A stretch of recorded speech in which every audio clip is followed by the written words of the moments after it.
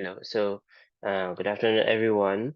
And this is the lecture on Paleozoic to Mesozoic history of Southeast Asia.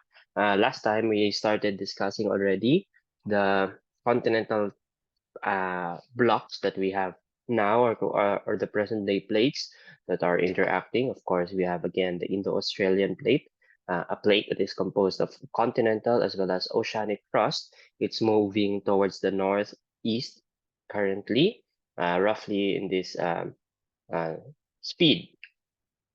We also have in orange the Eurasian plate, which is also composed of continental crust as well as oceanic basins. This is the main topic, or this is the main interest of our lectures for the coming weeks.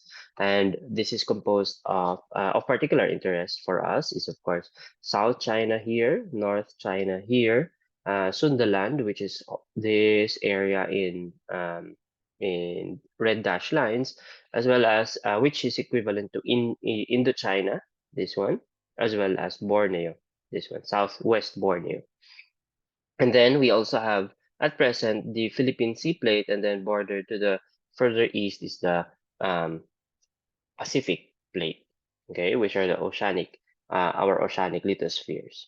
Okay, so as we can see from here, the history of this region, of the Southeast Asian region, is actually a story of continental blocks being rifted away from Eastern Gondwana, as we've discussed before, in three successive stages. First one is roughly in Devonian, the next one early Permian, and then finally during the Triassic.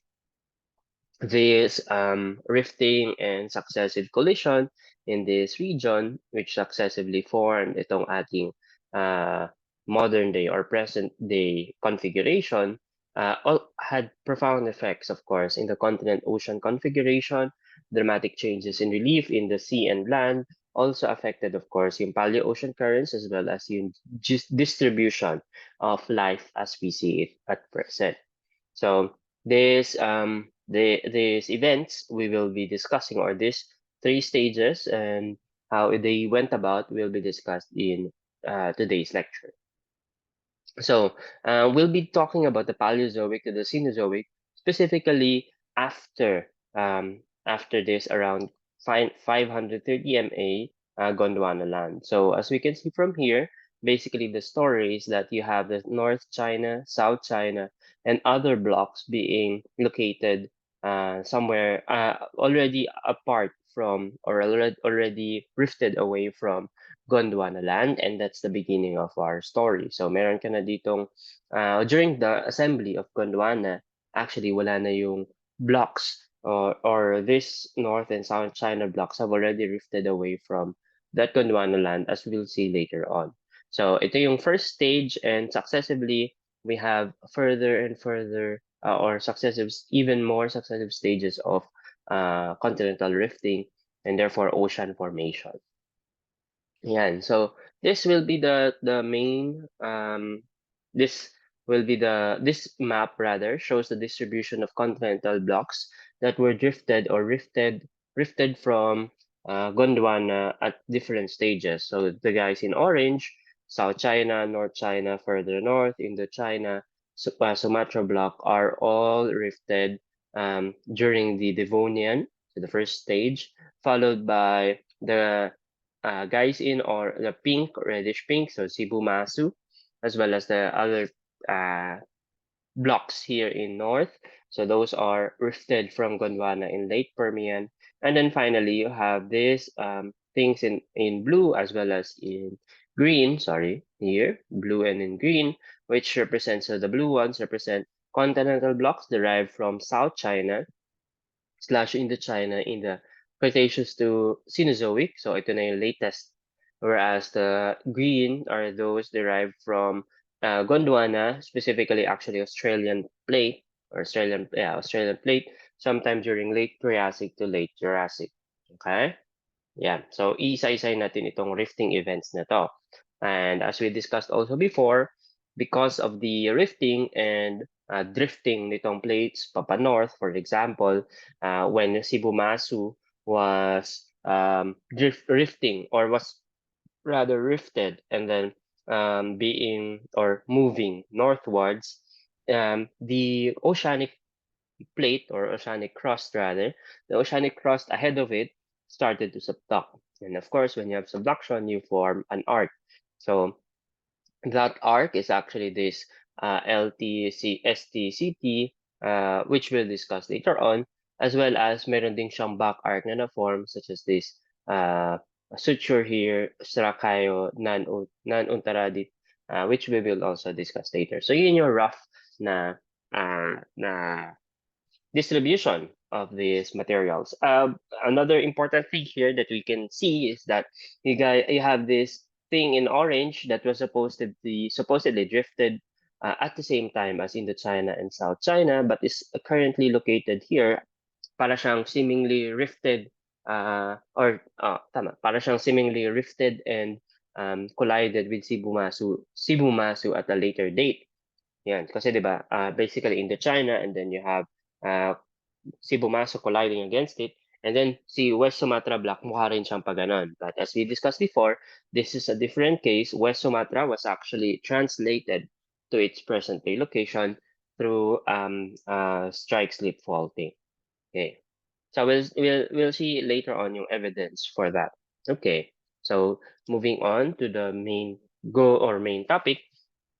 These are the continental blocks from Gondwana in the Devonian, rifted in the Devonian. So you have North China, South China, Tarim, as well as other plates. So, okay. Okay, I think this is a better setup. Sorry. So you have here Indo-Australian plate from Indo-Australian margin of Gondwana. So nasa northeast region yun siya. South China, Indochina, East Malaya, and East Malaya plus North China, Tarim, and West Burma. West Burma is here. Yeah, WB. So these guys were derived from Gondwana sometime in the Devonian. The evidence for that is that the fauna and flora of these guys in orange represent warm waters, which suggests that they were already somewhere in the equatorial Tethyan or Cartesian province, versus which is very distinct from the cold water and cold climate Gondwana, which are recorded in or cold climate fauna and flora recorded in Gondwana at the same time as you had this warm water organisms. Okay? An example of that, for example, is, and then yung sinasabi ko nga kanina, yan, so continental blocks from Gondwana in Devonian, you have South China, Indochina, East Malaya plus, this one, East Malaya, and then Tarim, and then West Burma, and then West Sumatra, yan, Sumatra here, West Sumatra. And this rifting of continental material led to the opening of the Paleotethys. So as we discussed before, when you had Pangaea, the big ocean was basically Pantalasa, but there was a small ocean here, for example. So all this is Pantalasa. Pero yung ocean between the Gondwana land and the rest of these blocks, that is referred to as the Tethys Ocean. Okay? And there are successive formations of Tethys Oceans as well.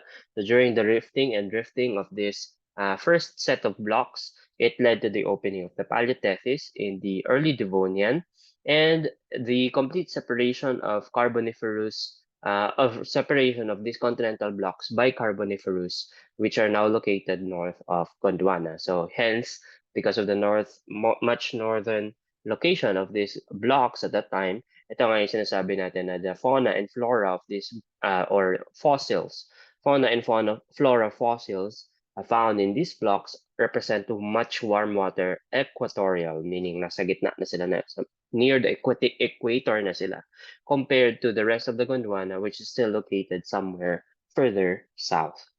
Okay? And then you also have West Sumatra, again being translated. We'll see later to that. We'll see later on the events, the events that led to that. But basically, you have this block in orange, and originally connected with East Malaya, no, and then it suddenly got translated after Sibumasa collided. Um, After Sibumasa collided. So the evidence, clear evidence that West Sumatra is part of these guys in orange is that you have this fossil, Comia variformis or Comia genus, the genus Comia, which are related or which are only found in North China block as well. So that means that at that time, North China and West Sumatra were once connected sometime in early Permian. Okay? Yan. And then we also have in relation to the continental blocks being rifted and drifting northwards. Of course, you also had sutures. So as these blocks collided with one another, with the core of the continental material dito sa yung Siberian plate, for example, yan, it forms sutures, and the sutures that were formed include the non-Uttaradit suture, yeah, number 16. Um, so number 16 would be this one, associated with Srakeo, which is shown in 17. So this 16 and 17, si non-Uttaradit at saka si Srakeo, are actually are interpreted to be back arc basins essentially before. So back arc basins because of, sabi natin, back arc meaning there's an arc. So saan yung arc? The arc is this LT, Linchang, and Sukhothai Chantaburi arc system, which was formed during the rifting and drifting naman ng Cebu Maso. So at this point, basically you have the guys in orange already in place. Tapos you have the guys in pink starting to rift and drift. And then as it drifted, it started subducting, forming the Sukhothai arc system. So itong si LTSTCT. And since you had an arc, nagkaroon ngayon ng back arc, spreading din, so nagkaroon ng basin. Pero eventually, because of the movement ni Sibumasu as it continued moving northwards, it started colliding against the arc, and then later on closing yung ating back arc basin. So ito na yun siya ngayon, si Non-Uttaradit at saka si Siracao. Okay? The Sukhothai arc system is composed of Linchang, Sukhothai, Chantaburi arcs, which this arc system grew on a thin continental basement at the margin, of course, of South China, Indochina, and East Malaya. So you can just think of this as once forming yung arcs na nakikita natin ngayon sa Indonesian arc system, for example. So that arc dati was located somewhere here. Okay. Cebu Masu, by the way, is actually an abbreviation. So CSI is for Sino or Siam. So the old name of China. Bu is for Burma. This one. Burma is of course. Sorry. Burma is modern day. Not Cambodia. Sorry, I'll get back to that. But anyway, MA is for Malaya. So Malaya is of course China. Malaysia rather. Malaya is of course Malaysia, and Su is for Sumatra. So Cebu Masu is basically a continent of or a collage of continents. By the way, it's not only Cebu Masu. You can see here QT Kiangtang is actually also part of that stage of blocks moving northwards. Okay, so Sibumasu, C for Sino or Siam, China basically. Bu for Burma. Ni Burma. Anyway, MA for Malaya, or which is presently Malaysia. And then Su for Sumatra. Okay? Yan. So, the Sibumasu, Baoshan, Tengchong, and Western China, as well as Tibet, so Kiangtang, itong QT and Lhasa, at this point was still attached to Northeast Gondwana in early Permian based on similarities on the Paleozoic fauna, so animals and plants which still indicate cool, cold water, shallow marine environment during the upper Carboniferous to lower Permian. And in fact, itong mga blocks na to, Sibumasu specifically, was known to contain glacial marine diamictites. So, ibig sabihin itong glacial marine diamictites, you can imagine glaciers, di ba, flowing ahead, taking out materials from the ground. And then, depende kung saan siya umabot, pagdating sa dulo, at nag-start siya mag-retreat because, for example, start na mag-melt. When the glacier starts to melt, it just drops everything. And as soon as it drops everything, eventually, those unconsolidated, poorly sorted material will be transformed into stones or into rocks, and we call that glacial marine diamictites. Okay, so this glacial marine diamictites, the presence of this rather in Cebu Basu clearly indicates that at that point the region was covered in ice. Okay, which is again in contrast to what is recorded in the guys in orange, which are already in the equator, indicating a warm climate. This Sibumasu, Kiangtang, and Lhasa blocks. Lhasa is more still debated kung ano yung timing niya.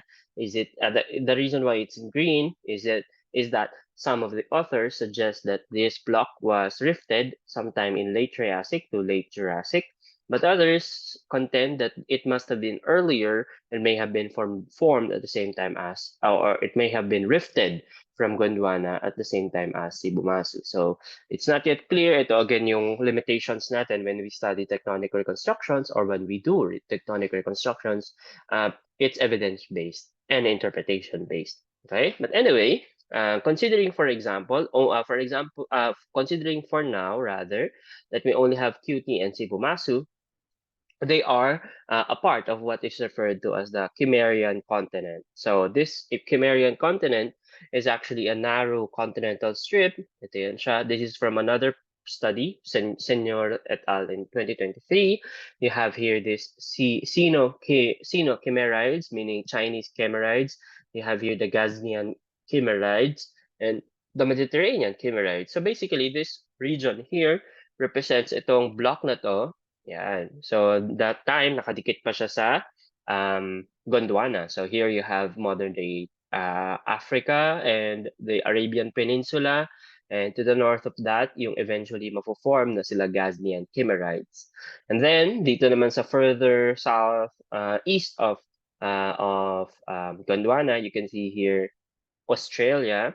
Yan. So you have here this Sibumasu Park, which is again itong magiging Southeast Asian and Sino-Chimmerides. So ito yung inaaral natin ngayon. Ito yung si Kiangtang, dito yun siya sa bandang north, and then dito naman sa nakikita natin si Sibumasu. Okay?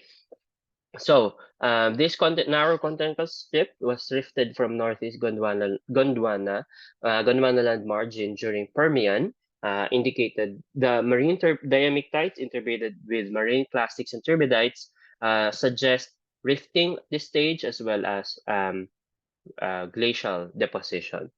By post-Sackmarian, which is mid-early Permian, there is no longer Gondwana biota recorded. Instead, it's already changing into something more peri-Gondwana until eventually to its own endemic species, so Cimmerian to Caucasian province. So basically, this is the period or this is the evidence that the whole Cimmerian continent is moving northwards as well, just like its earlier counterparts niya, sila North China, South China. Okay, so this basically rifted this continental terrain, this continental strip basically started drifting from Gondwana sometime in early Permian. As you can see from here as well, yung ocean at the front of this Cimmerian continent is the Paleo Tethys. So eventually, when this Cimmerian continent collides with the earlier, kumbaga deposited and then accreted, yung earlier accreted natin na continental terrains, once these new guys are there or colliding, accreting as well, it's basically the point then that the Paleotethys is closing. Okay? Yon. And we can see that for their paleomag, for example, paleomagnetic data. So here you can see the guys in black, the black symbols, circles is for South China, squares is for Himalaya, X is for Baoshan, which is China, and then Simao is in diamonds, or triangles rather. And as you can see from here, they have the same latitude basically. So this is latitude, this is age. So from Cambrian or the Vision essentially, yan, halos magkakasama lang sila. From Silurian, nag-start na mag-move yung South China and yung ating Simao. And then, magkasama na sila. For Himalaya naman, dun lang siya hanggang sa Cretaceous pa. Okay, so this was the Himalaya. So this is during the rifting na, no, ng Indian continent. So basically, from Cambrian to Silurian, yeah, stable lang sila. And then from Silurian to Permian, slowly, umakyat sila bigla. Actually, hindi slowly. Umakyat sila bigla. Bumaba yung latitude nila. So they are more equatorial now. Stay there for a while. And then Permian, andyan na sila. And then move even further north during the Jurassic. Okay? So yan, you can think of this as itong stages na to, ito yung stages na nagmo-move sila. And then ito yung parts naman na stable lang sila kung saan sila. So we can see from here, Sibumasu is basically much south, -40 in latitude all this time. Yan, until eventually it started going north as well, sometime in the Carboniferous na. The rest of the guys, for example, sila South China, Himalaya, they started moving way ahead dito sa Silurian. And by Devonian, we know that they're already far apart. Okay, so paano mag-evidence on movement of different blocks? And notice that South China moved very much earlier compared to Sibumasu. Lhasa, the guy in orange, is also relatively stable until it started moving northward sometime in the Triassic or Jurassic. Ito yung reason kung bakit siya marked as green together with, of course, yung ating itong Southwest Borneo. So makikita natin, wala dito ang Southwest Borneo, pero yan, much later than yung movement niya. Yung Indochina, we can also see that Indochina is basically, at this point, andito na siya much north, sometime in the Permian. Wala siyang earlier, older data. Ayan. So at this point, basically you had paleo.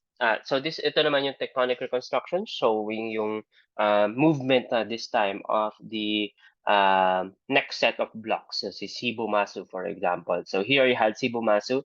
This first Gondwana land started rifting. So you had turbidites as well as you have these glacial sheets depositing yung glacial marine diamictites. So eventually, this rifting eventually led to the formation of the Mesotethys. And again, the ocean ahead of or in front of the Gondwana at the time was Paleotethys.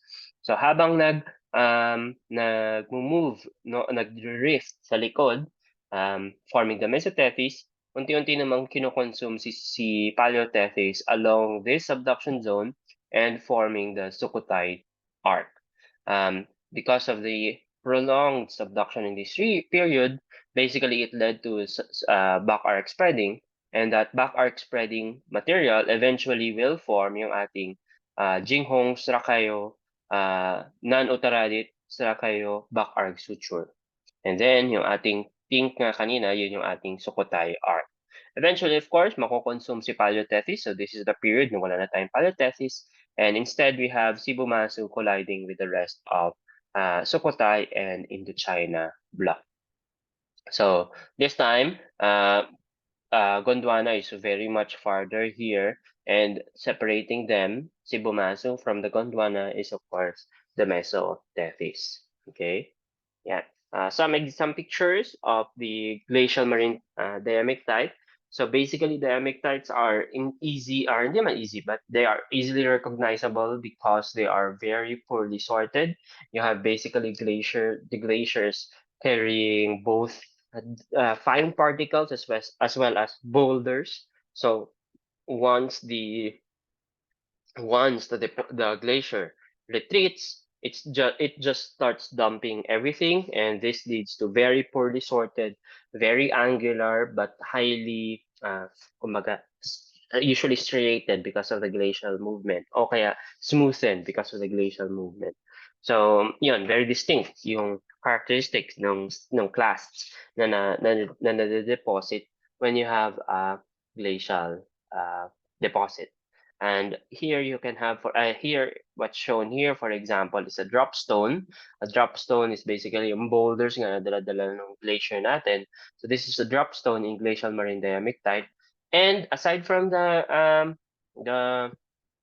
diamictites, which you can see here in green, this is also the peer, or these are also deposits of diamonds. So itong diamond occurrences na to, they are basically indications of uh, mga earlier kimberlites intruding these regions.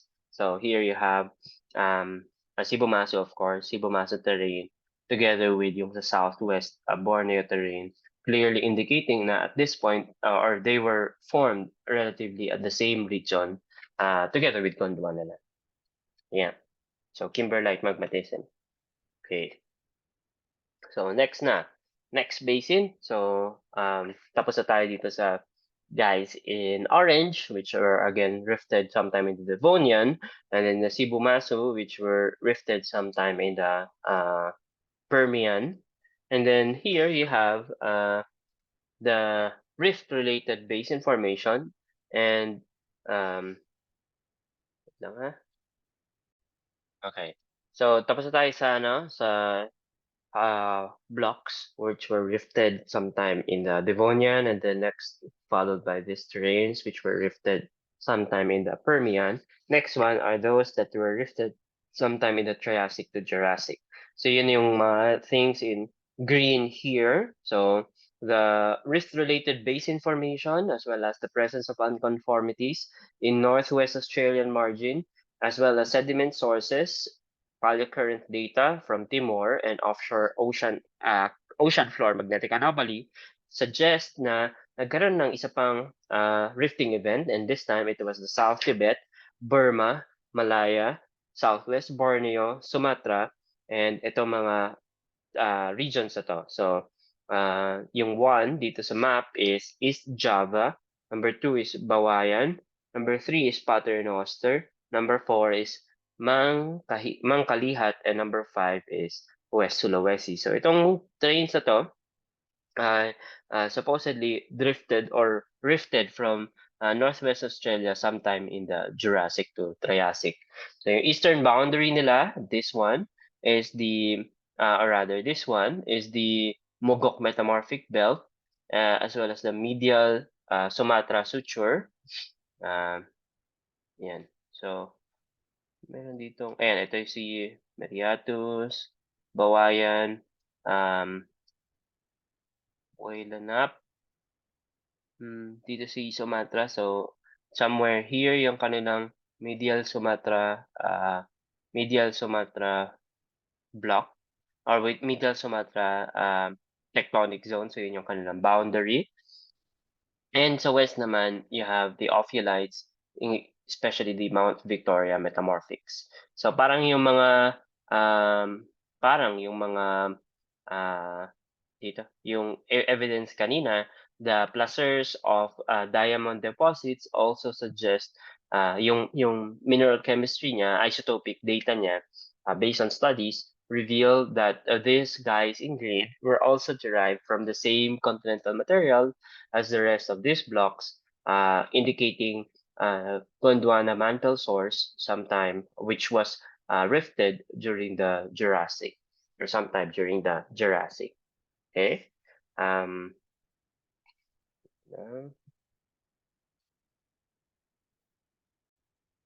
Okay. And then finally, yung blocks naman in blue, which were rifted from the South China, Indochina during Cretaceous to Cenozoic. Ito yung familiar tayo. This is actually the story na nung North Palawan continental terrain, which you can see from here in blue, number 11, rifting from the South China during the opening of the South China Sea. So, yung labels in blue include number 6 here, Simitao. Number 7, si Luconia. 8, si Kilabit Langbawin. 9 is the Spratly Dangerous Ground. Some of these, for example, by the way, are of course submarine. Number 10, sila Reed Bank. 11, of course, in North Palawan, together with Mindoro, Romblon, and Western Panay. Number 12 are the Paracel Islands.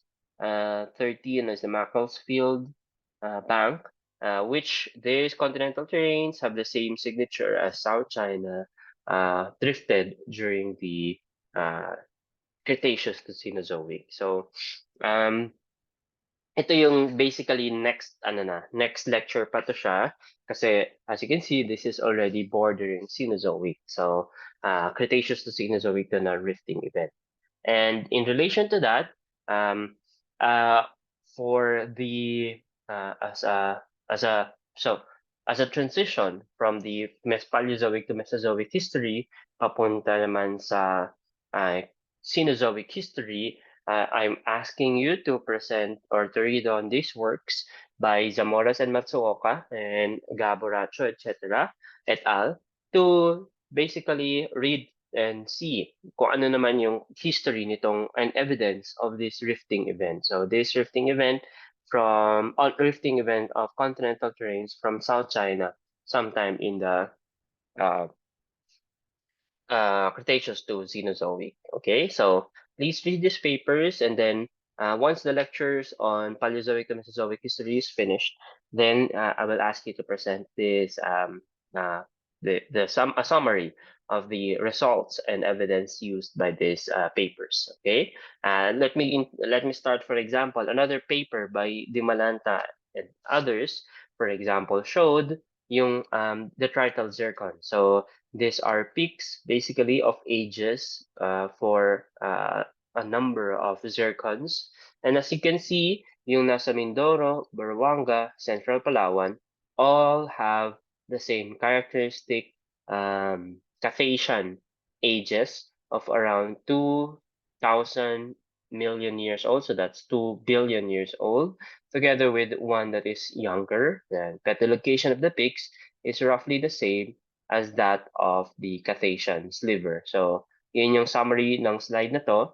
Yung red peaks is basically the peaks found in the Cathasian sliver. And as you can see, the location of the age of peaks, which represent ages of magmatism, kasi these are zircons, of course. So, yung zircons natin, pag in-analyze mo siya, since it's resistant to weathering, to erosion, to metamorphism, it preserves sa cornea, for example, yung oldest ages, and then yung successive rings niya basically reflect stages of magmatism or crystallization during magmatism or during metamorphism. In either case, those are relatively higher temperature periods.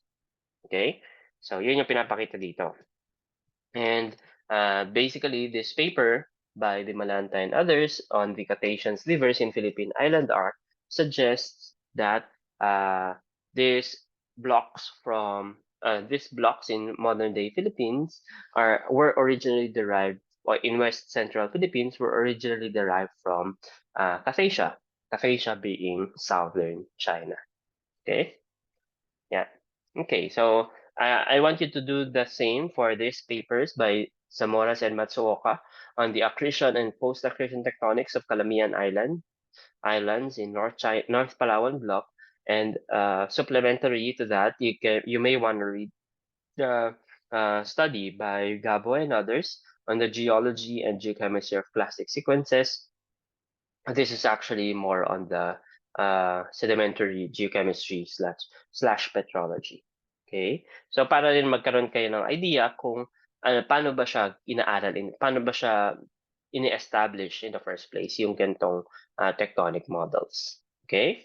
So next, after discussing the general blocks, so we already saw how these blocks were derived and eventually formed, collided and accreted to form yung ating modern day Southeast Asian region. So let's now talk about the suture zones naman. So when you have collision or accretion, you also, of course, when you have collision, then you have a boundary between these collision zones, and we refer to that as suture zones. Okay, so suture zones are sites of closed oceanic or back arc basins, and they represent the boundary of continental as well as arc terrains. We've discussed some already. Some of those are again the Changning, Menglian, Intanon, Chantaburi, and Bentong Rob, which represent the main Paleotethys Ocean. Yan siya. Changning, Menglian. Yan. Number 4, 4, 5, uh, 4, 5, 6, 7. Yan. Tong region na to, as you remember, this is basically the trench along which the Paleotethys was being subducted, 'di ba? Kasi this must be the trench kasi si CT, LT, itong sila CT, si LT, of course they represent yung ating arc, 'di ba? Si Sukhothai arc system. So, kung ito yung arc natin, then this must be the trench at that time. Okay? So that's why they represent the destroyed main Paleotethys Ocean. So this was the area kung saan kinakain, essentially, kinokonsume, essentially, si Paleotethys na nasa harapan nitong continental terrain na si Gyeongtang at saka si Bumasu. Okay? So here, we can see that dito, so this is the Sukhothai Arc terrain, and then this is the suture zone. Actually, so sila Intanon, we know that they were once subduction zones because they have deposits of ancient subduction zones. So as you can see from here, ito eventually yung magiging yung accretionary prism na to, which we've discussed before. Eventually, this will form yung ating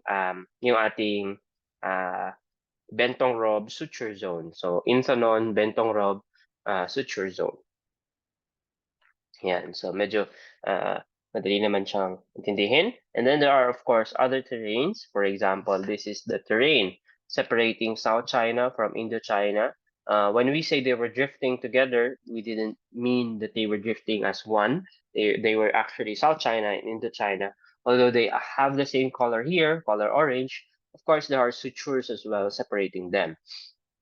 So these sutures basically represent the continent-continent collision in this region. So here, for example, you have the Songma suture marking the boundary between the Indochina block and the South China block. This Songma suture is actually together, or is actually correlative with this Diangkong suture in Hainan Island offshore China. Yeah, this also gives you the information on the ages of the sequences or the ages of the suture zones. So paano ba natin date yung suture zone?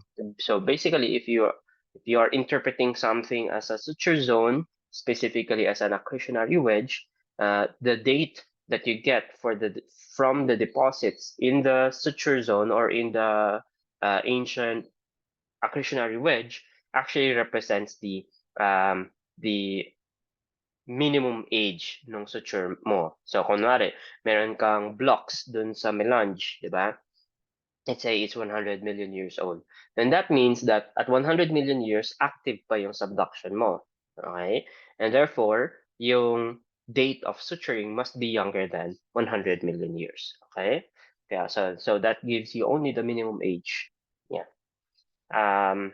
Okay, and then of course there are more direct ways. For example, since these are suture zones, these are zones of metamorphism. For example, you can also date your metamorphic rocks, but you have to be able to show that the specific metamorphic stage you're looking at is the one that is related to the collision. So that's a more direct way of getting an age for these suture zones. Okay. Yan. So, suture zones are again sites of closed oceanic back arc basins. In the case, of course, of itong sila 15, 16, 17, itong sila Jinghong, Nan-Uttaradit, and Strakeo nga, as we discussed before.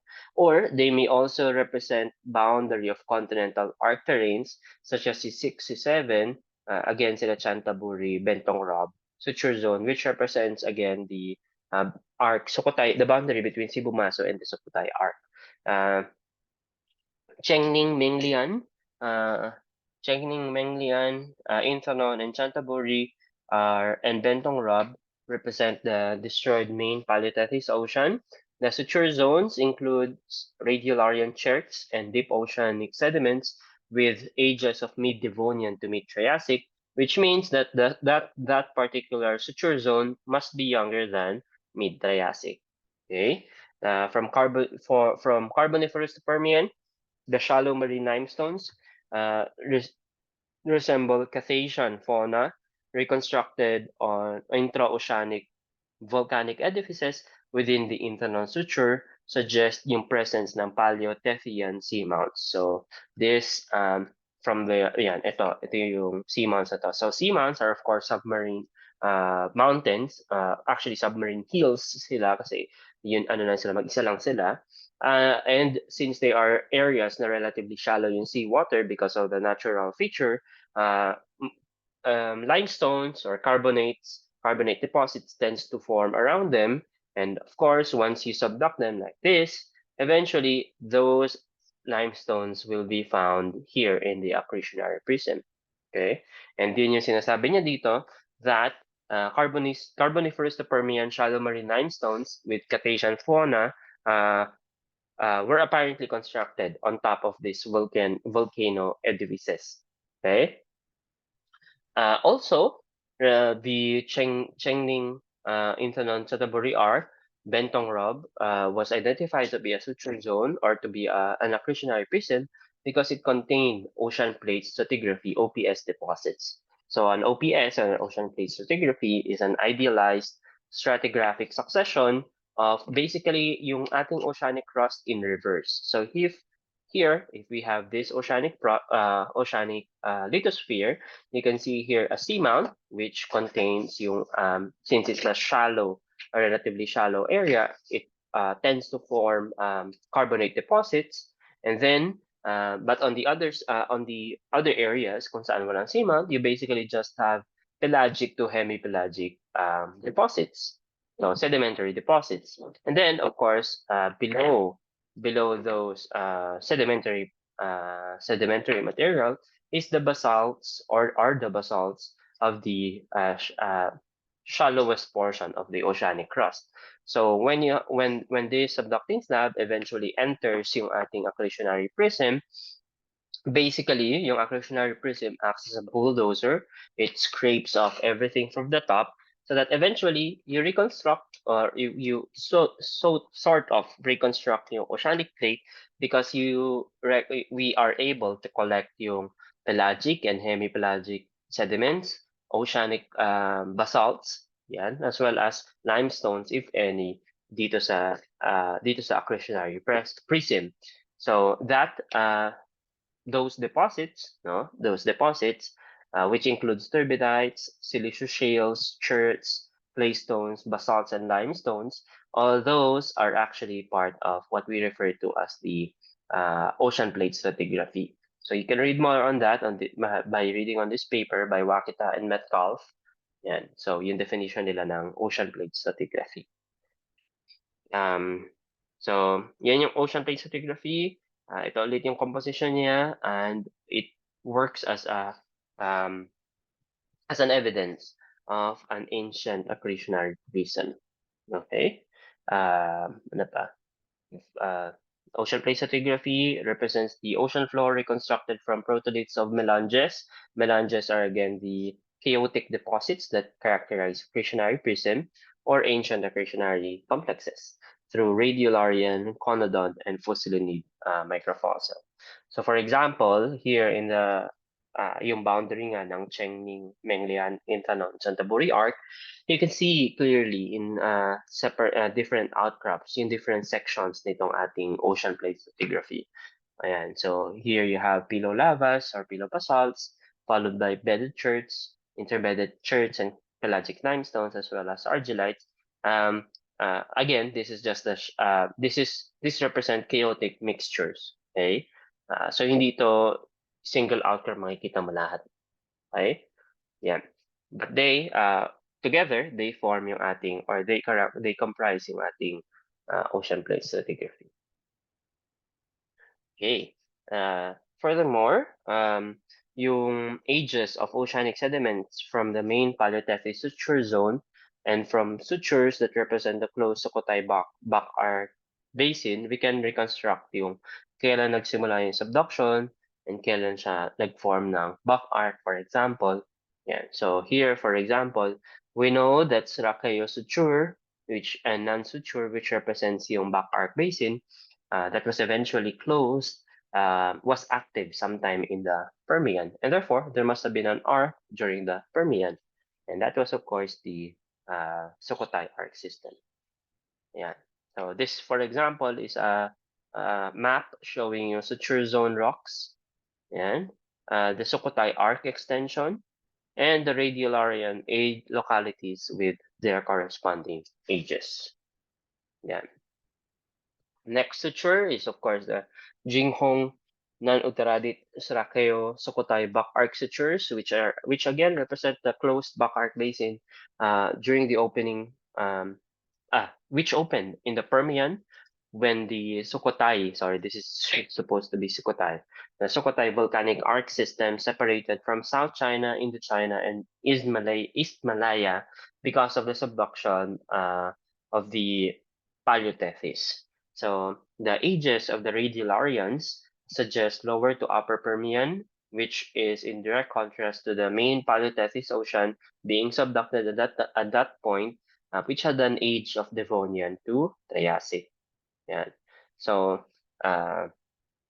next is the Ailaoshan, Songma, and Qiandong sutures. So number 12 dito, 12, 8, and Qiandong, 12, 8, and dito sa 11, I think.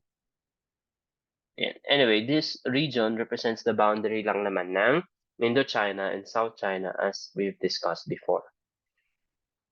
Yan. So, itong 12, 18, and Qiandong, sorry, dito yan siya. Ayan. Ito si Ailaoshan. Ailaoshan, si Songma. Sorry, dito siya. Diankong. Anyway, I think typo to. Kiangdion, Songma. So, itong region na to, ito yung tinuturo ko kanina, na region along which, or suture zone, along which the Indochina collided with the South China. So the northwest-southeast mobile belt forming the complex boundary of South China and Indochina. It's likely including continental blocks and accreted volcanic arcs, and it's difficult to model because there are different models in the timing and collision of these terrains, specifically South China and Indochina. But it's important to note that the Red River Fall here, typically marked as the boundary between South China and Indochina, is not actually a suture. It's a strike-slip fault formed in the Cenozoic, and it's not a suture. So what constitutes a suture? Usually, you know that you are in a suture zone kasi you have a narrow belt which contains ophiolites and ophiolitic sequences. So itong ophiolites and ophiolitic sequences, as a review, they represent fossil oceanic lithosphere. They are basically this oceanic lithosphere. So oceanic lithosphere because it contains not only oceanic crustal materials, so hindi siya parang yung OPS natin kanina na puro sediments and at its deepest basalts. Itong ophiolites natin, they contain mantle material. So they are exposed to the surface when you have violent, basically, abduction or process of collision in which the oceanic lithosphere is forced towards the surface. So you have deposits which range from the shallow crustal level, below basalts, all the way to sheeted dikes, the gabbros, and the layered ultramafics, of course, represents the crustal region. Ito yan. The crust mantle boundary, essentially. So ito yung magma chamber natin. And then eventually, yung ating harsh brigites and other periodicites representing yung ating mantle material. So itong, you can see that Philippines has a lot of ophiolites. And some of these are related to or are interpreted to be related to ancient suture zones. So, for example, here in Mindoro, here in central Mindanao, yeah. And then others are just interpreted to be ancient subduction zones. Yeah.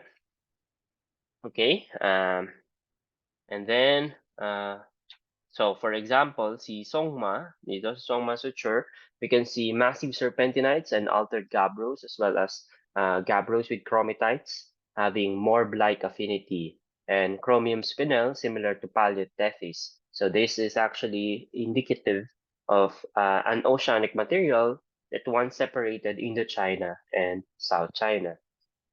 There are also large-scale folding nappe formation in early mid-Carboniferous blanketing, and whereas the blanketing mid-Carboniferous strata suggest na itong suture na to, blanketing meaning in both sides, Indochina and South China, naka-blanket itong mid-Carboniferous, suggests na nag-suture na sila or these two were basically fused together by early Carboniferous age. Okay? So, uh, again, as I was saying before, the by early Carboniferous age, basically you had South China and Indochina being fused together along this Ailaoshan, Songma, and Qiangdong sutures. Yan. Mm. The Songma, for Songma naman, the geochronological data suggests early Triassic event, but so early Triassic, this is of course way younger than the Carboniferous age discussed before. So some argue that maybe this is not collisional. This is maybe related to Sibumasu accreting to Indochina. So basically the collision further west. So maybe that's the reason why you had Songma being essentially reactivated.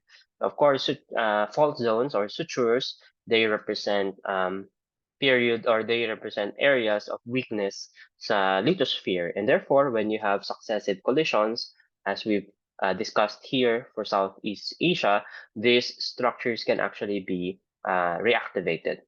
Okay, so more basalts in central Hainan as well as radiolarians suggest Devonian to Triassic age, and the Songma connected to Diangkong or Kiangdong suture in Hainan Island is also being debated. So ito yung medyo issues na on this suture zone. So ito yung reason also, if you remember kanina, sabi, medyo mahirap i-model how these two terrains were fused together, South China and Indochina. So some, for example, argue that the area was a failed rift during the Devonian, and separation of South China from Gondwana was basically incomplete. So basically, some would argue na itong Indochina and South China were not really completely away from one another. They were not really detached from one another. So instead, siguro meron ng initial stages of rifting, pero eventually hindi siya natuloy. This rifting are thought to be the same reason why we have rifting in Gondwana during this period, which is basically plume-related rifting in the region. So again, when you have a plume, the lithosphere on top of that plume becomes very weak mechanically, and that may result to rifting as we've discussed here. Okay. And then next boundary is the Shan boundary and the medial Sumatra. So that will be 13 and 14. Napin lang natin kung saan yun sila. 13 and 14. 14 is here. 13 is here. So 13 is of course the median Sumatra, and then 14 is the Shan boundary. So basically the boundary between Cebu Masu and yung matatandang terrains which were supposed to be translated northwards. WB and West Sumatra here. So sabi nila, based on our current understanding, the Cetacean West Sumatra and West Sumatra and Cetacean West Sumatra blocks now positioned west of Gondwana, west of Gondwana and Cebu Masu is also interesting kung paano siya na-form dito. They think that it's through strike slip tectonics. So basically, you have transcurrent shear zones, and there is no evidence of OPS o kaya melange ophiolites, which could have suggest or which would suggest that these blocks collided in an ancient accretionary present together against the Sibumasu. So there's no indication of that. Instead, it must be, or it is likely to be uh, translated from either from the south or from the north. Um, Next is the Meratus Loculo Mesotethis suture. So ito yun siya, Meratus. Yan. Loculo. Yan siya. Itong X marks here. So this Meratus Loculo Mesotethis suture basically we had Jurassic to Cretaceous Southwest Borneo Meratus and Central Java Loculo suture representing the destroyed Mesotethis Ocean naman, separating East Java, Bawayan, and Paternoster from Southwest Borneo and Sundaland. So basically, this is kung kanina yung subduction was coming from here, nasa taas, basically just imagine that once you had Sibumasu going here, what's behind Sibumasu? So, di ba, sa reconstruction, behind Sibumasu, in front of Sibumasu is the Paleotethys, behind Sibumasu, Mesotethys. So, you had Mesotethys surrounding this Sibumasu, then eventually you have continental blocks again being rifted and colliding with these continents. So, syempre, another collision zone, another suture. So, yun yung tinatawag nating si Loculo at saka si Meratus. The Dameratus suture zone is composed of melange, siliceous shale, limestone, basalts, ultramafics, and schist. So basically an ophiolite plus OPS. And the RADS radiolarian bearing cherts range in age from mid-Jurassic to Cretaceous. Loc-Ulu suture, on the other hand, is composed only of Cretaceous OPS and seamounts. So yun yung indications natin na nagkaroon ng collision at that period. So basically, just think of this guys in green colliding against the rest of the continental material during or along this somewhere along this boundary, itong boundary ng Loculo and Meratus. Okay. Buwayan, Proto-South China Sea suture is located between Semitao Block and Southwest Borneo. And it's a melange in suture formed by the destruction of the Proto-South China Sea. So ito medyo mas complex. So basically, again, the guys in green comes from Australia. The guys in blue comes from South China. And basically, we think that there was an ocean between them that before you had South China Sea. So some authors or most authors refer to that as the Proto-South China Sea. So itong Proto-South China Sea na to, this was the guy that basically that was consumed when the blue collided with the green along again this Boyan Proto-South China Sea suture. Ayan, so multiple suture, basically one here, another here, and then itong nandito nga represents the back arc basin. And then this is the arc. And then on top, in front of that is, of course, the ancient accretionary wedge along which the Sibumasu collided. And yun yung ating sila Chiang Mai Bentong Rob suture. And then next stage of collision dito naman sa parang dan, and then dito naman sa kabila. So yung ating guys in green colliding with the guys in orange are Meratus and Loculo suture. And then, so ganyan, tapos ganito. Tapos opening ng South China, dito naman. So dito naman, yun naman yung ating Boyan suture. Okay? So that's it. That's for the lecture today. Basically, we've already established in different plates ng South China, ay ng Southeast Asia rather. And we've already discussed yung stages of their evolution.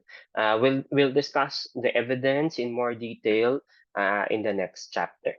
Okay? So again, i-remind ko lang na after this lecture, after this chapter, after this lecture, I asked that you present itong papers by Zamoras and Matsuoka, as well as Gabo and Dimalanta and others. to basically set up the discussion for the Cenozoic history naman of Southeast Asia. So as we discussed before, the Cenozoic was basically, or by this time, by the end of the Cenozoic, or by the end of the Mesozoic, uh, basically Cretaceous. So by Cretaceous time, we already have all these terrains in place, and now it's time for this terrains in blue to be rifted from South China and drift southwards. Okay, so yun na yung Cenozoic history natin.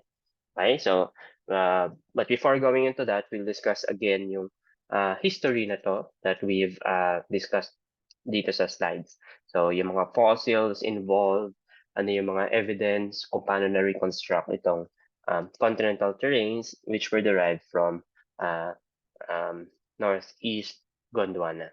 Okay, so I'll try to meet you on or we'll meet again on Tuesday next week na on the 20 wait lang 26 27 27 we'll meet again this time synchronously.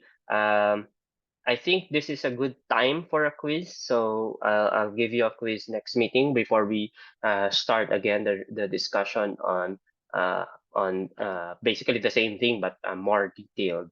Okay, and so we'll have a quiz on the slides that we've discussed before, including the intro slides. So this will be a slightly a long quiz of maybe 15 items. Yeah. Okay. So please make sure that your internet connection is quite okay at that time on the 27th. Okay, thank you.